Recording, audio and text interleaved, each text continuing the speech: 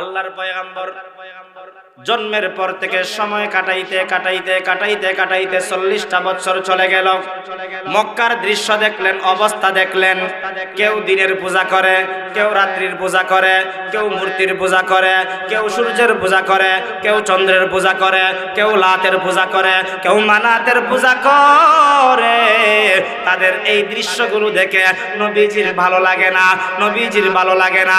আল্লাহর পয়গম্বর মুহাম্মদুর রাসূলুল্লাহ সাল্লাল্লাহু আলাইহি ওয়াসাল্লামের দৃশ্য দেখতে দেখতে বয়স চলে গেল 40 বছর। 40 বছর একদিন যখন উপনীত হয়ে গেল, আমার নবীকে আমার আল্লাহ ইশারা করলেন জাবালে নূর হেরা গুহায় ধ্যান মগ্ন থাকার জন্য। ধ্যান মগ্ন থাকতে থাকতে আল্লাহ তাআলা জিবরিল আমিনকে পাঠাইলেন। ও জিবরিল আমিন, জানায় দাও এতদিন আমার নবীর পরিচয় ছিল মুহাম্মদ বিন আব্দুল্লাহ, আব্দুল্লাহর বেটা মুহাম্মদ। আজকে থেকে মুহাম্মদের পরিচয়টা উল্টা ভিন্ন রকম হবে। আজকে থেকে মুহাম্মদের পরিচয় হবে, তিনি হবেন মুহাম্মাদুর রাসূলুল্লাহ, আল্লাহর পক্ষ থেকে প্রেরিত প্রকাশ্য নবী। নবুয়তের দায়িত্ব পাইয়া জাবালে নূর হেরা গুহা থেকে আইসা আমার নবী সর্বপ্রথম ঘরের ভিতরে চলে গেলেন। ঘরের ভিতরে যাওয়ার পরে হযরতে খাদিজাকে বললেন, খাদিজা, আমাকে আল্লাহ নবী বানাইছেন। এতদিন আমার পরিচয় ছিল মুহাম্মদ বিন আব্দুল্লাহ, এখন থেকে আমার পরিচয় হয়ে গেল মুহাম্মাদুর রাসূলুল্লাহ। এই মুহূর্তে মুহাম্মাদুর রাসূলুল্লাহর শিলমোহর দিয়া তোমাকে কালেমার দাওয়াত দিলাম, আল্লাহর পরিচয়ের দাওয়াত দিলাম। তুমি পড়ো, কালেমা পড়ো, মুসলমান হয়ে যাও। বলতে দেরি হযরতে খাদিজা কালেমা পড়তে, মুসলমান হতে একটা মুহূর্ত দেরি করেন নাই। সুবহানাল্লাহ। আল্লাহর পয়গম্বর জিজ্ঞাসা করেন, খাদিজা,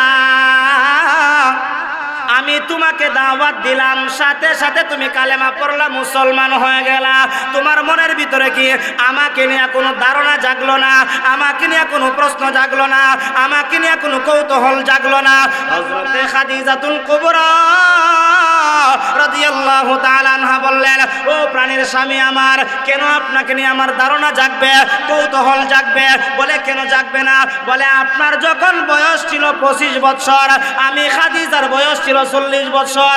ওই দিন থেকে আপনার সঙ্গে যখন বিবাহ বন্ধনে আবদ্ধ করে দেওয়া হয়, আজ পর্যন্ত 15টা বছর আপনার সঙ্গে ঘর সংসার করছি, আপনার সঙ্গে উঠা বসা করছি, আপনার সঙ্গে দিন কাটাইলাম, রাত্র পোহাইলাম, মাস গেল, বছর গেল, 15 বছর অতিক্রম করলাম। আপনার আখলাক আর চরিত্র দেখলাম, আপনার ব্যবহার দেখলাম। আরবের মধ্যে আমি অনেক মানুষ দেখেছি ব্যবসার সুবাদে এবং টাকা পয়সার লেনদেনের ব্যাপারে, কিন্তু আপনার মতন আখলাকওয়ালা, চরিত্রওয়ালা পুরা আরবের মধ্যে আমি কাউকে দেখি নাই। আল্লাহু আকবার। রখসার সবর কা কদরা পর্দা উঠা দো, লিল্লাহি মুঝে হুসন খুদা দাদ দিখা দো, লিল্লাহি মুঝে হুসন খুদা দাদ দিখা দো। আয় বহরে করম সদকা হুসাইন ইবনে আলী কা, আয় বহরে করম সদকা হুসাইন ইবনে আলী কা, পিয়াসা হো মুঝে শরবত দীদার পিলা দো, पियासा हो मुझे शरबत दीदार पिला दो। मैं दूर हो मजबूर हो आए सैयद आलम, मैं दूर हो मजबूर हो आए सैयद आलम, दीदार दिखाते नहीं आवाज सुना दो, दीदार दिखाते नहीं आवाज सुना दो। আল্লাহ পাক রব্বুল আলামিন বলেন, আলাম নাজআলিল আরদা মিহাদা ওয়াল জিবালা আওতাদা ওয়া খালাকনাকুম আজওয়াজা। আল্লাহ রাব্বুল আলামিন বলেন, পৃথিবীর মানুষেরা, ও মুসলিম বাগ এলাকার মানুষেরা, মৌলভী বাজারের মানুষেরা, শ্রীমঙ্গলের মানুষেরা, আমি আল্লাহ তোমাদের জন্য জমিনটাকে বিছানা বানায় দিলাম। জমিনটা যখন আল্লাহ বিছানা স্বরূপ বানাইলেন, বিছানা স্বরূপ বানানোর পরে জমিনটা এরকম ভাবে নড়াচড়া করত, হেলতে থাকতো, দুলতে থাকতো। ও মুসলমান, হেলতে থাকলে এই জমিনের মধ্যে চলাফেরা করা আমার আপনার জন্য কষ্টকর হয়ে যেত। একজন ব্যবসায়ীর জন্য কষ্টকর হয়ে যেত, চাকরিওয়ালার জন্য কষ্টকর হয়ে যেত। যে যে কর্ম করে সেই কর্ম কর্নেওয়ালা বান্দা আর বান্দির জন্য কষ্ট হয়ে যেত। আল্লাহ রাব্বুল আলামিন কালামে হাকিমের মধ্যে বলেন, আমি আল্লাহ তাআলা জমিনটা বানানোর পর জমিনটা স্থির রাখার জন্য ওয়াল জিবালা আওতাদা, বড় বড় পাহাড় দিয়া, মনে করেন শ্রীমঙ্গলের পাহাড়, মৌলভী বাজারের পাহাড়, চট্টগ্রামের পাহাড়, সিলেটের পাহাড়, ইন্ডিয়ার বড় বড় পাহাড়, সৌদি আরবের পাহাড়, বড় বড় পাহাড় দিয়া আল্লাহ ক্লিফ মেরে দিলেন যাতে করে জমিন নড়াচড়া না করে। ও মুসলমান, এই জমিনটা স্থির করছেন একমাত্র কাদের জন্য? আমাদের জন্য। কাদের জন্য? আরো জোরে বলেন, কাদের জন্য? আমাদের জন্য। আল্লাহর পয়গম্বর মুহাম্মদুর রাসূলুল্লাহ সাল্লাল্লাহু আলাইহি ওয়াসাল্লামের হাদিস দ্বারা জানা যায়, قال النبي صلى الله عليه وسلم الدنيا خلقت لكم وأنتم خلقتم للآخرة। পয়গম্বর আরবি সাল্লাল্লাহু আলাইহি ওয়াসাল্লাম বলেন, तमाम পৃথিবীতে যা কিছু আছে, আসমান বলেন, জমিন বলেন, পাহাড় বলেন, পর্বত বলেন, যত বৃক্ষলতা পাতা আছে, সাপ বিচ্ছু আছে, সব কিছু আল্লাহ বানাইছেন আমাদের জন্য। আর আমাদেরকে একমাত্র কেবলমাত্র বানাইছেন আল্লাহর জন্য। ও মুসলমান, এই কথার দ্বারা প্রমাণ হয় জমিনটা আমাদের জন্য সমতল বানায় দিয়েছেন আল্লাহ একমাত্র আমাদের জন্য, যাতে করে কষ্ট না হয়। এই জমিনটাকে শুধুমাত্র আমরাই ব্যবহার করি, না যারা নামাজ পড়ে না, না যারা হিন্দু, বৌদ্ধ, খ্রিস্টান, চাকমা, শিখ সহ সবাই জমিনটাকে বিচরণ করে, জমিনের মধ্যে চলাফেরা করে। কেন চলাফেরা করে? আল্লাহ তাআলা বলেন, আর রহমানির রহিম।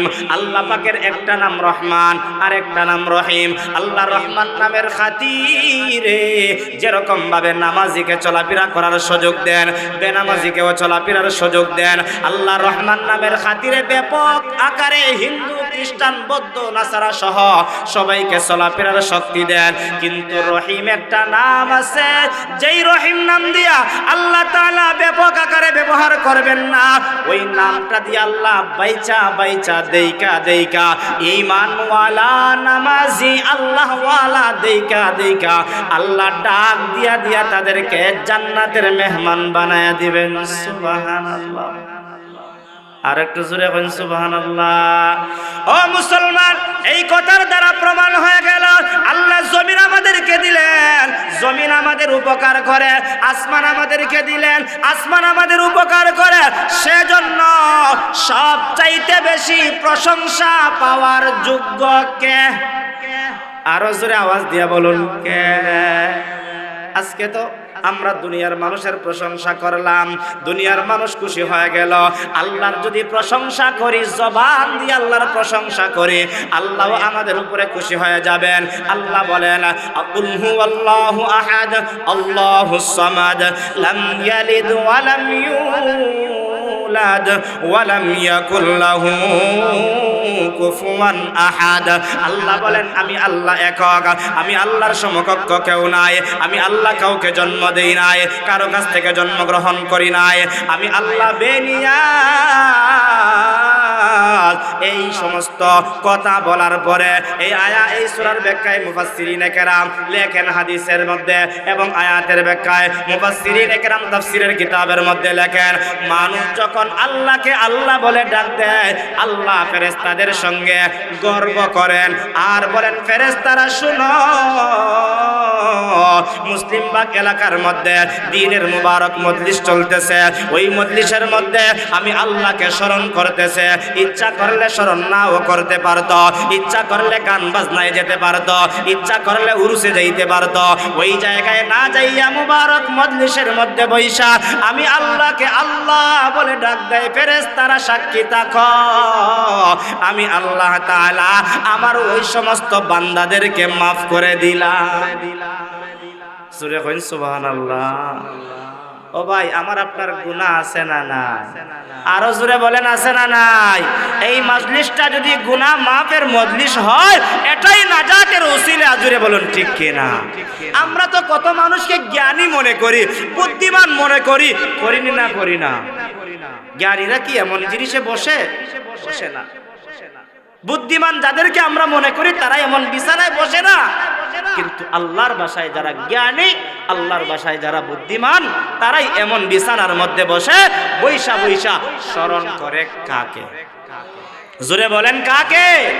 আল্লাহ পাক রব্বুল আলামিন বলেন, আল্লাযীনা ইয়াযকুরুনাল্লাহা কিয়ামান ওয়া কুউদান ওয়া আলা জুনুবিহিম ওয়া ইয়াতাফাক্কারুনা ফি খালকিস সামাওয়াতি ওয়াল আরদি রব্বানা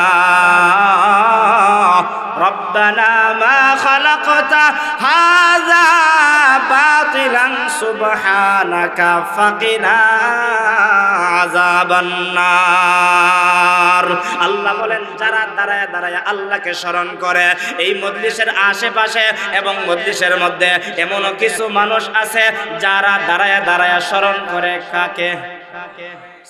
জোরে আওয়াজ দিয়া কই। আল্লাহকে স্মরণ করে। আপনারা বসে বসে স্মরণ করেন কাকে? আল্লাহ বলেন, যারা দাঁড়ায় দাঁড়ায় আমি আল্লাহ পাকের জিকির করে, আমি আল্লাহকে স্মরণ করে, আমি আল্লাহ পাককে বসা অবস্থায় স্মরণ করে, আমি আল্লাহ পাকের জিকির করে। এমন কিছু আল্লাহর বান্দা আছে যারা দাঁড়ায়া বসে না, ঘুমায়া ঘুমায়াও মোবাইল না দেইকা, বিভিন্ন কথাবার্তা না বইলা, হাতের মধ্যে তাসবিহ নিয়া সুবহানাল্লাহ বলতে বলতে ঘুমিয়ে পড়ে, দুরূদ শরীফ পড়তে পড়তে ঘুমিয়ে পড়ে, আলহামদুলিল্লাহ তাসবিহ পড়তে পড়তে ঘুমিয়ে পড়ে। এমন হাজারো আল্লাহওয়ালা বান্দা বান্দি আছে না নাই? ও ভাই আছে না নাই? আল্লাহ বলেন, যারা দাঁড়ায়া, যারা শায়িত অবস্থায়, যারা বসা অবস্থায় আল্লাহকে স্মরণ করে, আল্লাহকে স্মরণ করার পরে আল্লাহর বানানো আসমানের দিকে তাকায়, আল্লাহর বানানো জমিনের দিকে তাকায়, আল্লাহর বানানো পাহাড়ের দিকে তাকায়, আল্লাহর বানানো হাজারো নিয়ামতের দিকে তাকায়। সব কিছু দেখার পরে বান্দা ডাক দিয়া বলে, রব্বানা মা খালাকতা হাযা বাতিলা। ওগো আকাশের মালিক, জমিনের মালিক, আপনি এগুলো অনর্থক বানান নাই। জোরে আওয়াজ দিয়া বলুন সুবহানাল্লাহ। আমাদের সমাজের মধ্যে নুন খায় কিন্তু গুণ গায় না, তারে আমরা নিমক হারাম বলি। বলি না? বলি না? কয় বেটা, আমার গরো খাইলে, আমার গরো ঘুমাইলে, আমার গরো থাকলে তুই আমারে স্মরণ করলে না, তোর মতো নিমক হারাম আর কেউ হতে পারে? একজন দোকানদার মানুষ, তার দোকানের মধ্যে 5 বছর চাকরি করছে। আছে না এরকম কর্মচারী? 10 বছর করছে, কিন্তু 5 বছর পরে দেখা হইছে চিনে হই না, জিগাই না, সালামও দেয় না। তখন ওই ব্যক্তিরা দেখার পরে মনের ভিতরে একটা দুঃখ আসে, হায় হায়, এমন সময় গেছে দুপুরে আমার টিফিনের খাবারটা তারে খাওয়াইছি, এমন সময় গেছে তার মাটা অসুস্থ থাকার কারণে আমি কিছু টাকা দিয়ে হেল্প করেছি, এমন সময় গেছে গাড়ি ভাড়া না থাকার কারণে আমি তাকে গাড়ি ভাড়া দিয়েছি। আজকে আমার সামন দিয়া যায়, আমারে সালামও দেয় না, বালা বোরাও জিগায় না, এর মতন নিমক হারাম হতে পারে না।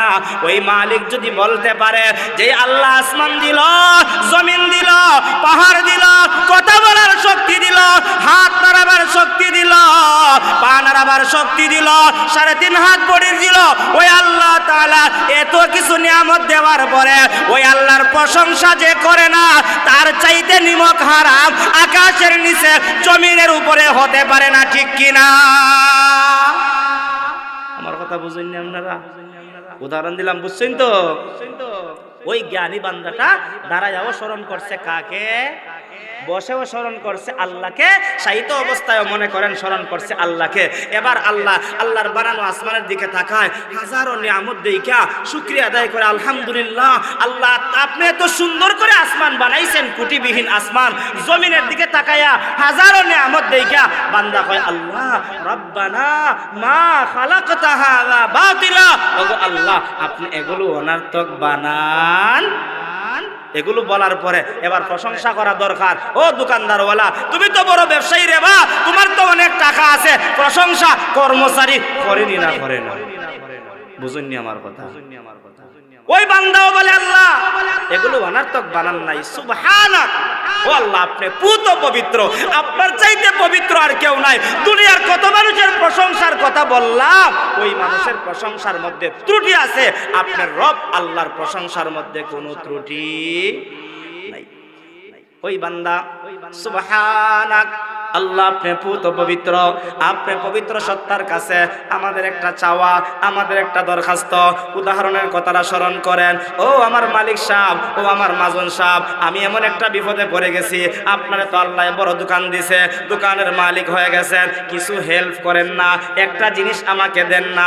এরকম ভাবে কর্মচারী তার মালিকের কাছে চায়নি না, চায় না, ক্ষেত্র বিশেষ সব সময় না, আবার এরকম চায়নি না, চায় না, চায়। ওই বান্দাটা আসমান জমিন সব কিছু দেখার পরে, আল্লাহর প্রশংসা করার পরে, ওই বান্দা ডাক দিয়া বলে, ও মালিক আপনার কাছে আমাদের একটা চাওয়া, আমাদের একটা দরখাস্ত, আমাদের একটা বিনীত আবদার। এই আবদারটা আপনারও আছে, আমারও আছে। আবদারটা হলো ফাকিনা আযাবান নার। ওগো আল্লাহ আপনার কাছে একটাই দরখাস্ত, একটাই আবদার। আবদারটা হলো আমাদেরকে জাহান্নাম থেকে বাঁচান, জাহান্নাম থেকে মুক্তি দিন। একটা জবান বন্ধ রাখবেন না শ্রীমঙ্গলের মুসলমান, আমরা যারা এখানের মধ্যে বসেছি, আমরা জাহান্নাম থেকে বাঁচতে চাই কি চাই না? আরো জোরে আওয়াজ দিয়া বলুন, চাই কি চাই না? তাহলে গুনাহ মাফ চাইবো কার কাছে? আরো জোরে বলুন, কার কাছে? আল্লাহ আল্লাহ ক্যা মুবারক নাম হায়, আল্লাহ আল্লাহ আশিকোं का काम है, আল্লাহ আল্লাহ ইচে শিরিন ইस्तो नाम, শিরে সাব করনে কুনদ জানম तमाम। আল্লাহ আল্লাহ তো মেরা মাবুদ है, আল্লাহ আল্লাহ তো মেরা মাশুক है। জোরে জোরে আওয়াজ দিয়া বলুন আল্লাহু আকবার। মুসলমানের আওয়াজে বলুন আল্লাহু আকবার।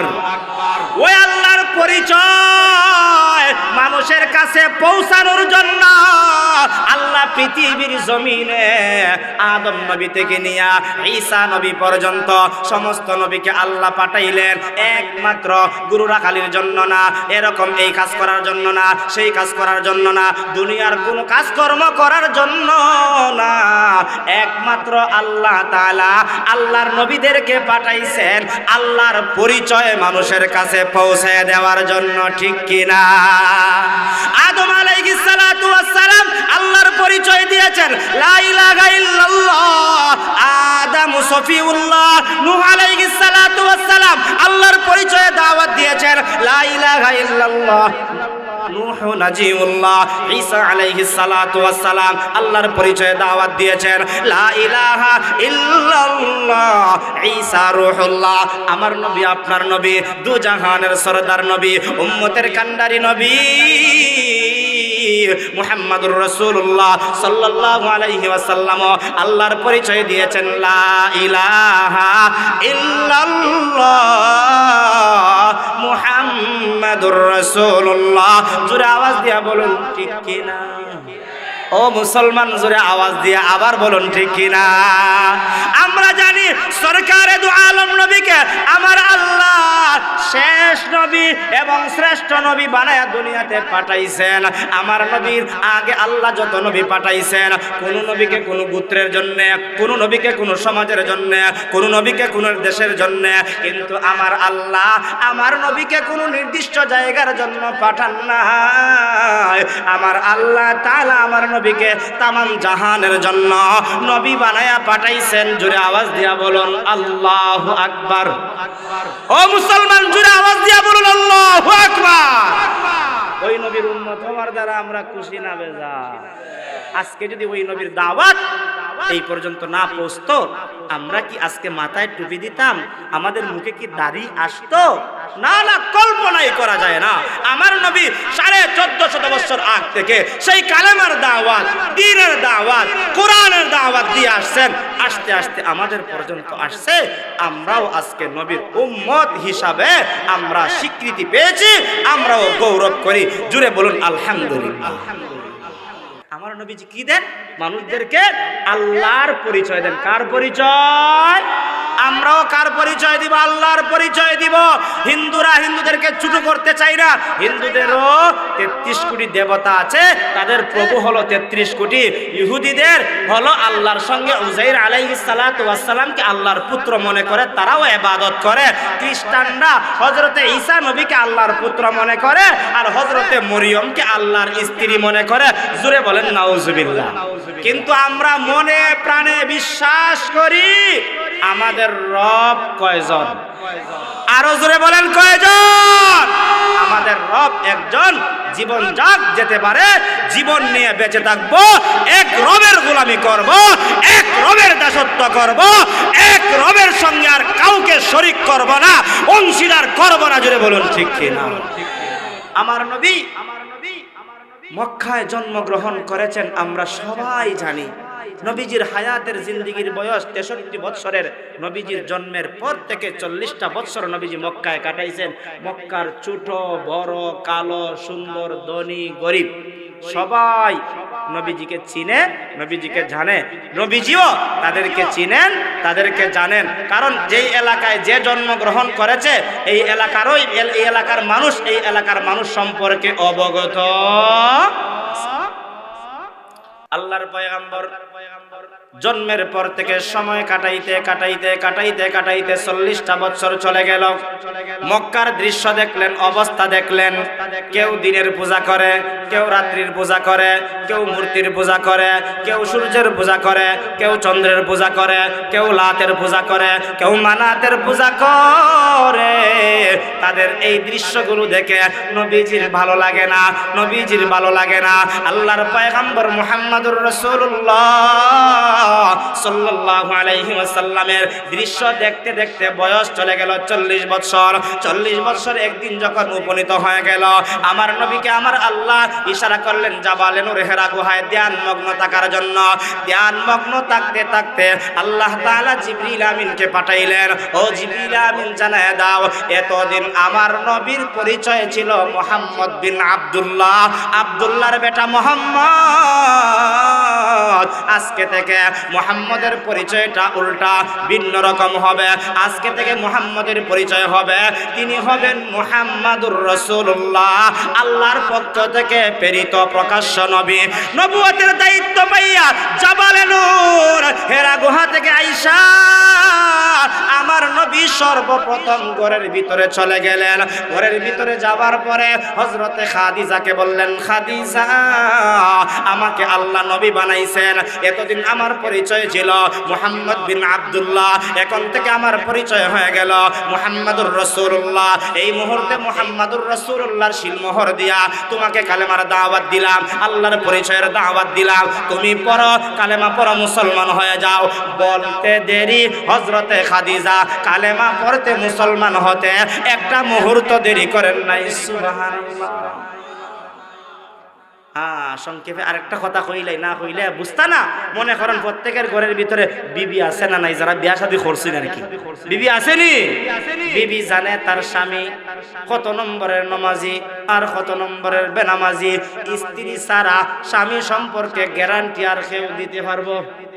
কিতা কই? সবচাইতে বড় গ্যারান্টি তো ঘরের ভিতর থেকে আসবে।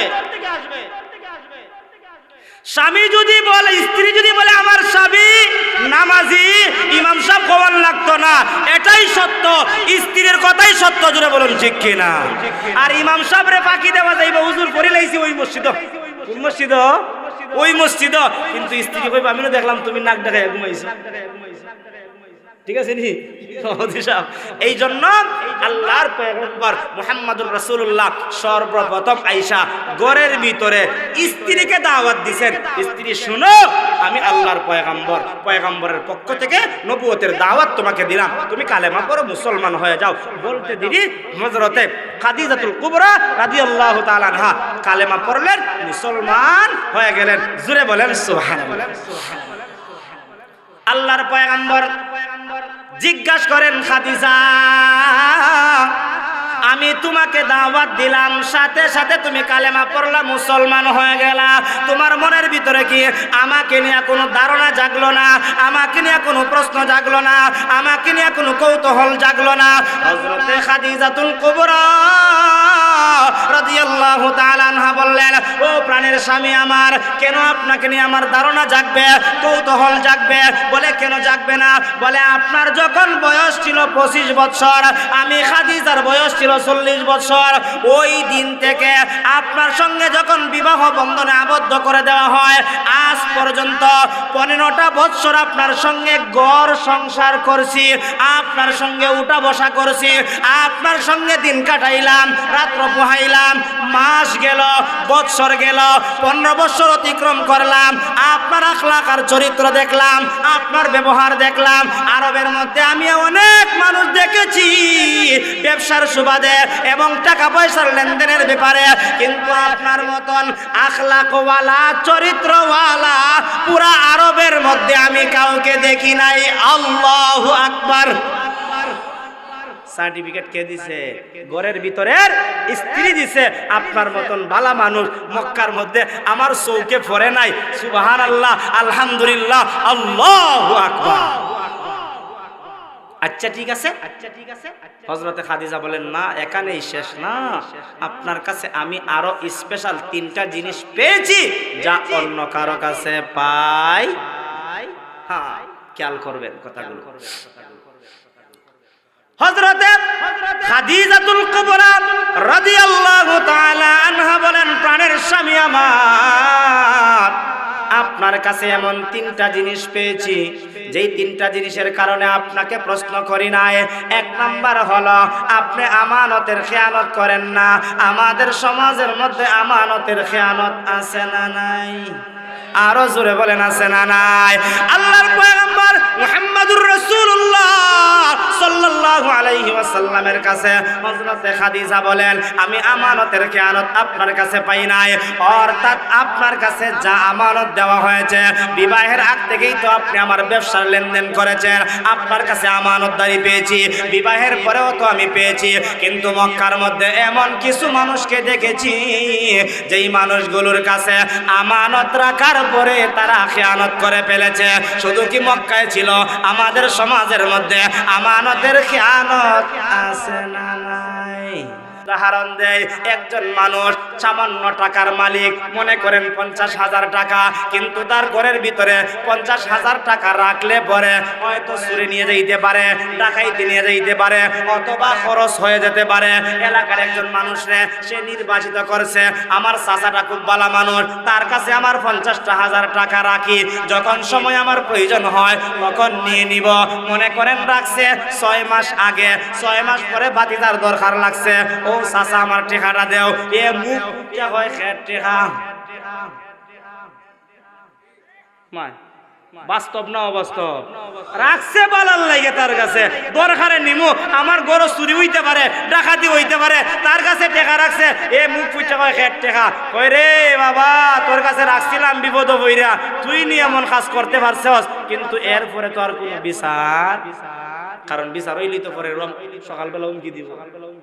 ইতা হুমকি এখন কিছু কমছে মনে হয় না? ইতা কমছে না কিছু, আবার আরম্ভ হয়ে গেছে না? ঠিক হইতো না বাংলাদেশ।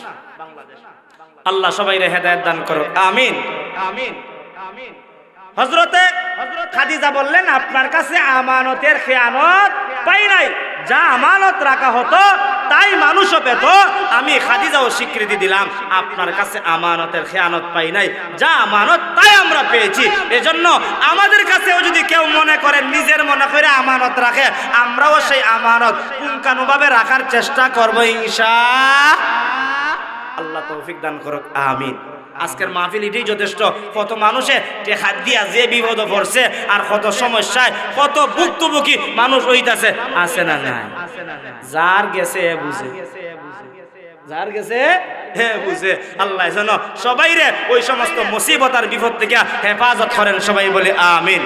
হযরতে খাদিজা বলেন, আপনার কাছে 2 নম্বরে আরেকটা জিনিস পেয়েছি, সেটা হলো আপনি ওয়াদা করলে ওয়াদার বরখেলাফ করেন না। ও মুসলমান, আমাদের সমাজে ওয়াদা করলে ওয়াদার বরখেলাফ করে এমন মানুষ আছে না নাই? বলে হুজুর ইতা তিতা ওয়াজ, ইতা কইরা লাভ নাই, ইতা শুনলে আছেও কইতাম যে ডর করে, যদি আমি বিপদে পড়ি যাই, যদি আমি বিপদে পড়ি যাই। এজন্য কই ওয়াদা করলে ওয়াদার বরখেলাফ করে এমন মানুষ আছে না নাই? কত এমপি সাহেব কত ওয়াদা করছে, রাস্তা 3 বার ফাঁকা হইব 5 বছরের ভিতরে, কিন্তু 15 বছরের ভিতরে হইছে না এমন ওয়াদা। কিতা কই মুসলিমবাগ শ্রীমঙ্গলের ভিতরে হইছে না হইছে না? আমি কইতাম পারি, আমি কইতাম পারি, আমি তো 6-7 বছর থেকে গেছি, কত রাস্তা দেখছি পাস হইছে, কিন্তু মাগার কাজ হইছে। এজন্য হযরতে খাদিজা বলেন, আপনার কাছে 2 নম্বরে একটা জিনিস পেয়েছি, সেটা হলো আপনি ওয়াদা করলে ওয়াদার বরখেলাফ করেন না। সংক্ষিপ্ত কথা, 3 নাম্বার হলো আপনি আত্মীয়তার সম্পর্ক ছিন্ন করেন না। আমাদের সমাজের মধ্যে আত্মীয়তার সম্পর্ক ছিন্ন করে ফেলে হঠাৎ করে একই সমাজের মানুষ, একই গ্রামের মানুষ, একই ফ্যামিলির মানুষ ভিন্ন হয়ে গেছে, কিন্তু একজন টাকাওয়ালা আর একজন চুপলি ঘরের মালিক, কিন্তু দেখা যায় শহরের মধ্যে আপন মানুষটারে পরিচয় দেয় না, আত্মীয়তার সম্পর্ক ছিন্ন করতে চায়, এমন মানুষও আমাদের সমাজের মধ্যে আছে। কিন্তু হযরতে খাদিজা বলেন, আপনার কাছে আত্মীয়তার সম্পর্ক চিহ্ন সেই জিনিসটা আপনার কাছে পাই নাই। আপনার মহব্বতের মানুষদেরকেও আপনি ভালোবাসেন আত্মীয় হিসাবে, আপনার দুশ্মন যদি আত্মীয় হয় তাকেও আপনি ভালোবাসেন, এর মধ্যে কোনো সন্দেহ নাই, ঠিক কিনা? আবু জেহেল নাম শুনছেন নি? হ্যাঁ, আবু জেহেল নবীজির যদিও আপন চাচা না, কিন্তু আত্মীয় হিসাবে চাচা, কিন্তু ওই চাচা নবীজির সব সময় বিরোধিতা করেছে, নবীকে যখনই পাইছে তখনই বিরোধিতা করার চেষ্টা করেছে, নবীজিকে মারার চেষ্টা করেছে, কিন্তু যদি মারার চেষ্টা করে না কেন, আমার নবীকে হেফাজত করবেন কে? আরো জোরে বলেন কে? আল্লাহ কোরআনের মধ্যে বলেন, কাফেররা 3টা ষড়যন্ত্র করেছিল আমার নবীকে মারার জন্য। 1 নম্বরে নবীকে বন্দী করার জন্য, রাখার জন্য, 2 নম্বরে নবীকে দেশান্তর করার জন্য, 3 নম্বরে নবীকে হত্যা করার জন্য। জোরে বলেন নাউজুবিল্লাহ। আল্লাহ কোরআনের মধ্যে বলেন, আল্লাহ তাআলা আল্লাহর কালামের মধ্যে বলেন, তারা চাইছিল ওয়াইদি ইয়ামকুরু বিকাল্লাযীনা কাফারু লিয়ুসবিতুকা আও ইয়াকতুলুকা আও ইউখরিজুক। তারা 3টা চক্রান্ত করেছিল, 3টা চক্রান্ত করেছিল। আল্লাহর একটা কৌশলে তাদের 3টা চক্রান্ত দুলিশাত হয়ে গেছে। এই কথার দ্বারাও প্রমাণ হয় আল্লাহর ক্ষমতার কাছে কারো কোনো ক্ষমতা চলে। আরো জোরে বলেন চলে। মক্কার কাফেররা আমার নবীকে বন্দী করে রাখার জন্য চেষ্টা করেছে, কিন্তু আবু জেহেল বলে, না না, তারে যদি বন্দী করে রাখো, তার মুখের ব্যবহার, তার আখলাক আর চরিত্র দেখে মক্কার মধ্যেই তার দলভুক্ত হয়ে যাবে, কিছুদিন পরে তারা আমাদের উপরে ঝাঁপিয়ে পড়বে, এমন কাজ করা যাবে না। এমন কিছু মাথা মোটা বুদ্ধি বেছে বেচা এমন ফিতনা লাগায়, আছে না নাই? হ্যাঁ, দূর থেকে বুদ্ধি বেছে হয়, দেখ এটা করতে নি পারত, আবার যদি দেখা যায় একবারে করিলাই কাছাকাছি গেছে, করতে কতক্ষণ বিপদ বরস, এটাও আবার সজাগ করে দেয়, এটাও আবার কি করে দেয়, সজাগ করে দেয়। ভাই ভাইয়ের মধ্যে ঝগড়া লাগাইয়া এরকম ভাবে তৃতীয় পক্ষ ফায়দা হাসিল করে, আছে না নাই? ও ভাই জোরে বলেন, আছে না নাই? নবীজির এই সমস্ত কথা থেকে আমাদের কিছু শিক্ষা গ্রহণ করাও দরকার। যেই কথাটা বলতেছিলাম, আল্লাহর নবীকে বন্দী করে রাখলে তার দোলভুক্ত হয়ে যাবে মানুষ, কিছুদিন পরে আমাদের কাছ থেকে তাকে চিনে নিবে, তাকে কি করা যাবে না, বন্দী করা যাবে। কি করা যায়? তাহলে তাকে দেশান্তর করে দিই, আমাদের দেশ থেকে বের করে দিই। দেশ থেকে বের করে দিলে তো আর আমাদের দেশের মধ্যে এই দ্বীনের দাওয়াত, কালেমার দাওয়াত, কোরআনের দাওয়াত আর চলবে না। তখন এও আবার বুদ্ধি দেয়, হয় কিতা, যে দেশও পাঠাই ভাই ওই দেশের মানুষ তো তার দলভুক্ত হয়ে যাবে, ওই দেশের মানুষ তো তার আখলাক আর চরিত্র দেখে, তার প্রেমের ভালোবাসা দেখে তার দলভুক্ত হয়ে কয়দিন পরে ওই দেশ থেকে যদি আমাদের উপর আক্রমণ করে তাহলে তো নাওটানা থেকে পাউটানা বাড়বো বেশি। অতএব এটাও করা যাবে। এ ওই বুদ্ধি শিখাই দেয়, আবার এ ওই কিতা হয় না করে। তাহলে কি করা যায়? তাহলে তার হত্যা করা হোক। যাই হোক, এই কথার দিকে পরে যাব, হত্যা করা হোক। কিন্তু হত্যা করা হোক বললেই কি হত্যা করা যায়? না না, হুকুম লাগবে কার? আরো জোরে বলেন, হুকুম লাগবে কার? আল্লাহর হুকুম লাগবে, কারণ ক্ষমতা ওয়ালা হলেন আল্লাহ। যদি তাদের ষড়যন্ত্রের দ্বারা, কৌশলের দ্বারা হত্যা করা যাইতো তাহলে আল্লাহর নবীকে তাদের কাছ থেকে বাঁচানো যাইতো না। আল্লাহ বলেছেন, আমি আমার হাবিবকে বাঁচাইবো, তোমাদের চক্রান্তকে ধূলিসাৎ করব, আমার হাবিবকে বাঁচাইবো, তোমরা কিছুই করতে পারবে না। জোরে বলুন ঠিক কিনা?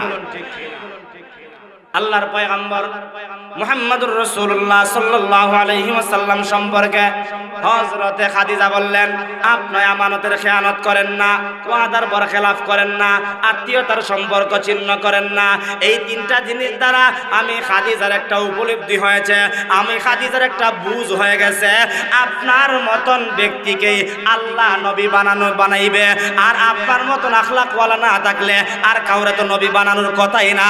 ওদের সব দিক দিয়ে আখলাক আর চরিত্র যেহেতু আপনার কাছে আছে, আপনাকে আল্লাহ নবী বানাইছে, সেজন্য আমি কোনো প্রশ্ন করি নাই। বিনা প্রশ্নে আমি কালেমা পড়ে মুসলমান হয়ে গেলাম। সুবহানাল্লাহ।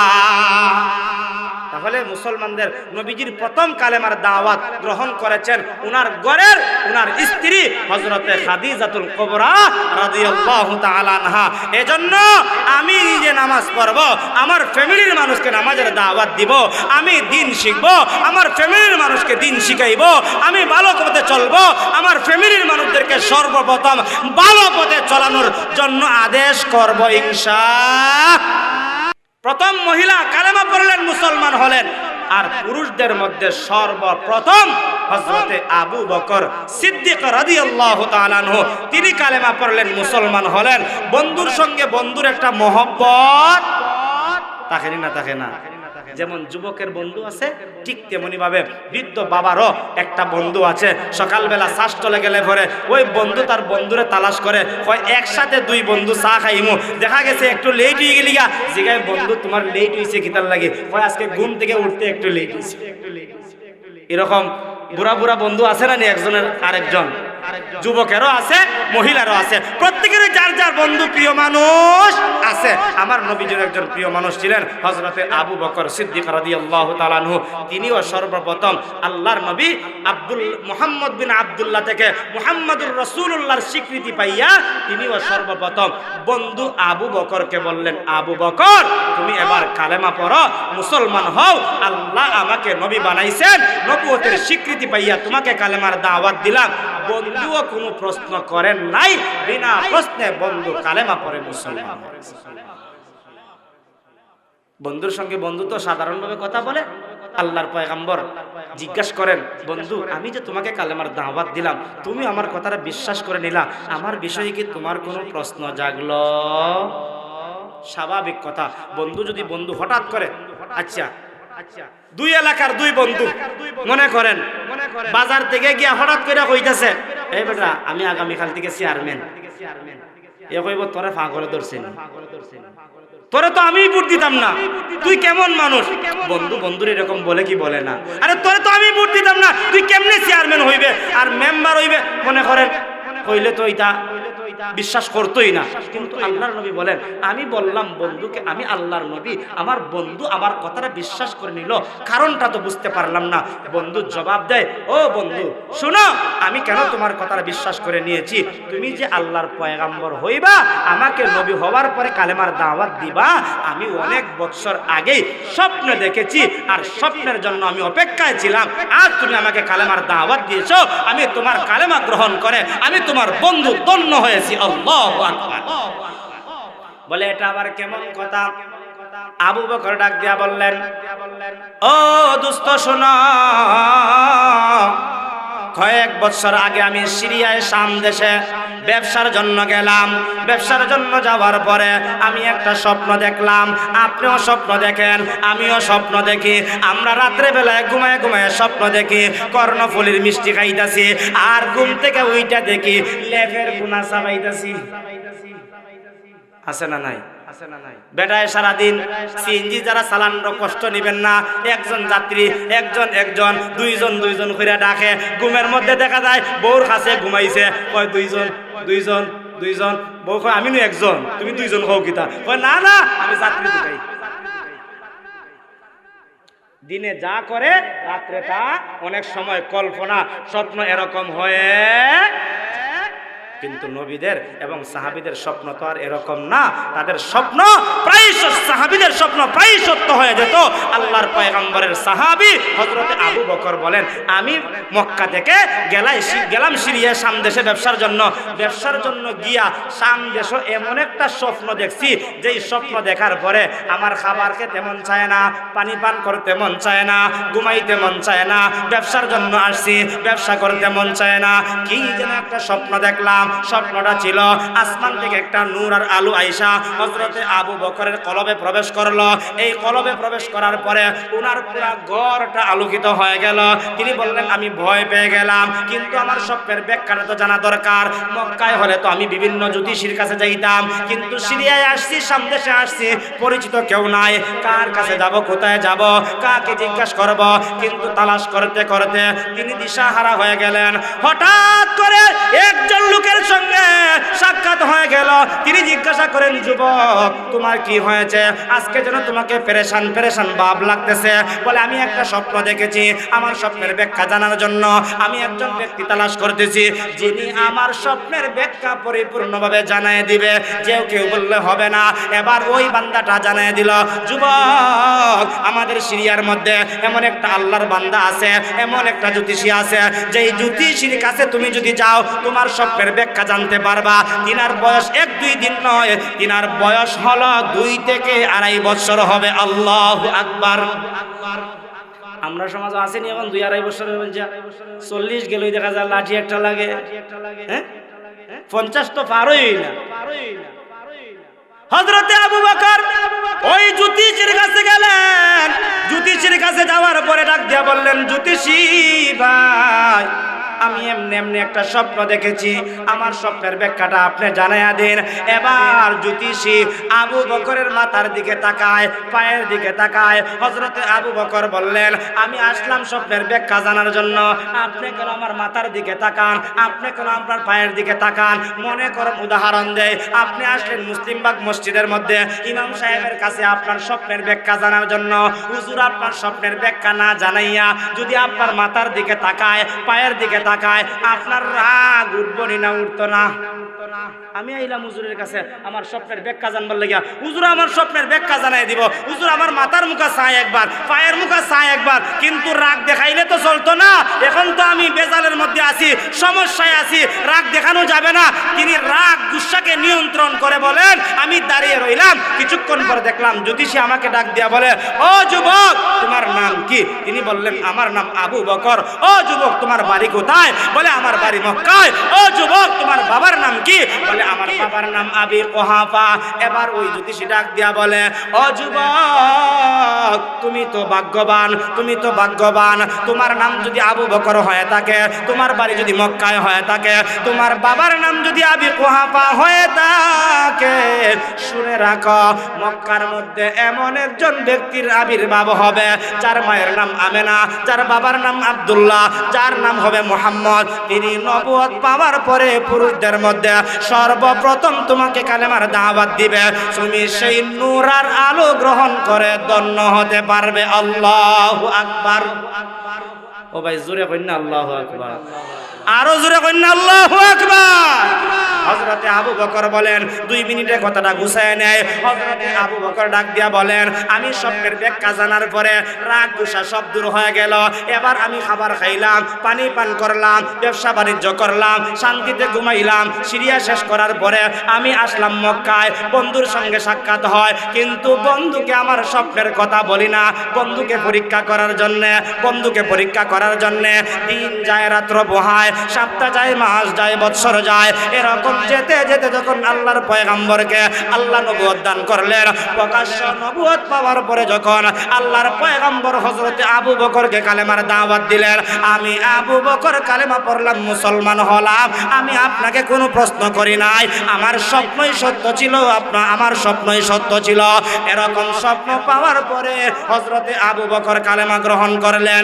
এই কথা দ্বারা বোঝা গেল পুরুষদের মধ্যে সর্বপ্রথম হযরতে আবু বকর কালেমা গ্রহণ করলেন।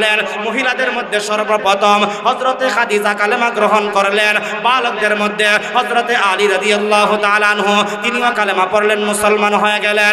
গোলামদের মধ্যে হযরতে যায়েদ ইবনে হারিসা রাদিয়াল্লাহু তাআলা আনহু তিনিও কালেমা পড়লেন, মুসলমান হলেন। এরকম ভাবে মুসলমানদের সংখ্যা বাড়তে বাড়তে বাড়তে বাড়তে আরব জাহান পাড়ি দিয়া আমাদের বাংলাদেশের এই পর্যন্ত মুসলিম মাগ পর্যন্ত আসছে। সেই কালেমা আজকে গ্রহণ করার কারণে আমরাও টুপিওয়ালা দাড়িওয়ালা মুসলমান হয়েছি। জুড়ে বলুন ঠিক কিনা? অতএব সেই মুসলমানের দাম অনেক বেশি। সেই মুসলমানিত্ব টিকায় রাখা আমার আপনার জন্য দরকার আছে না নাই? না সকালে 5 টাকা চার বিনিময় বিক্রি করে দিতাম না? আমার ইমান, আমার মুসলমানিত্ব অনেক দাম, অনেক মজবুত, অনেক শক্তিশালী। সেটা চায়ের বিনিময়ে বিক্রি করা যাবে না, বিস্কিটের বিনিময়ে বিক্রি করা যাবে না, 10,000 টাকার বিনিময়ে বিক্রি করা যাবে না। জীবন যায় যাইতে পারে, মুসলমানিত্ব বিক্রি করা যাবে না, ঠিক কিনা? আল্লাহ তাআলা যেন আমাদের সবাইকে মুসলমানিত্ব টিকায়া নবীর আশিক ওয়ালা উম্মত হয়ে হায়াতের জিন্দেগি কাটানোর তৌফিক দান করেন। সবাই বলে আমিন।